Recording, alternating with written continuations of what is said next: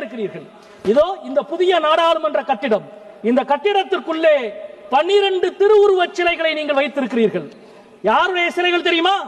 சிவன், விஷ்ணு, பிரம்மா, துர்கா, மிதுனா, மஞ்சுஸ்ரீ, யோகினி, லிங்கேஸ்வர் என்ற 12 திருவுருவச் சிலைகளை வைத்திருக்கிறீர்கள். ஏன் கிறிஸ்துவம் சார்ந்த திருவுருவச் சிலை ஒன்று கூட உங்களுக்கு கிடைக்கவில்லையா?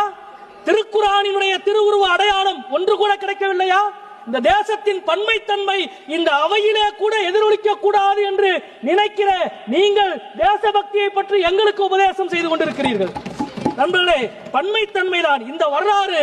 இங்கிருந்து இங்கு மட்டுமல்ல, உங்களின் இந்த வரலாறு தான் இங்கே இருந்து திருப்பரங்குன்றம் வரை நீளுகிறது.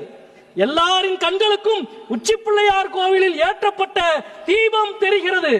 ஆனால் உங்கள் கண்களுக்கு தர்கா மட்டும்தான் தெரிகிறது.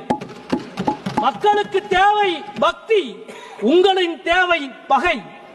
எல்லோருக்கும் தேவை ஆன்மீகம், ஆனால் உங்களுக்கு தேவை கலவரம்.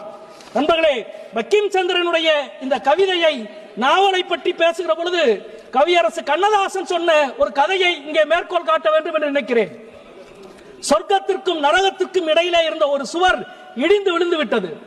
அந்த சுவரை நீ கட்ட வேண்டும், நான் கட்ட வேண்டும் என்று 2 தரப்புகளும் போரிட்டு விட்டு கடைசியில் சொர்க்கத்தின் தரப்பிலே இருந்தவர்கள் சொன்னார்களாம், நாங்கள் வழக்கு தொடுக்க போகிறோம் என்று. உடனே நரகத்தின் தரப்பிலே இருந்தவர்கள் சொன்னார்களாம், நீ வழக்கு தொடுத்தால் உன்னால் வெற்றி பெற முடியாது, ஏனென்றால் தீர்ப்பு சொல்ல வேண்டியவர் எங்களின் பக்கம் இருக்கிறார் என்று சொன்னார்களாம். இது தமிழ்நாட்டுக்கு இன்றைக்கு ரொம்ப பொருந்தும், மதுரைக்கு மிக மிக மிக மிக பொருந்தும். நூற்றாண்டுகளாக புண்ணியவான்கள் இங்கே விளக்கேற்றலாம் என்று கல்தூண் எழுதப்பட்டு அதிலே விளக்கேற்றப்பட்டுக் கொண்டிருக்கிறது. ஆனால் நான் புண்ணியவான் அல்ல, அங்கே விளக்கேற்ற மாட்டேன் என்று சொல்லி ஒருவர் அடம் பிடிக்கிறார்.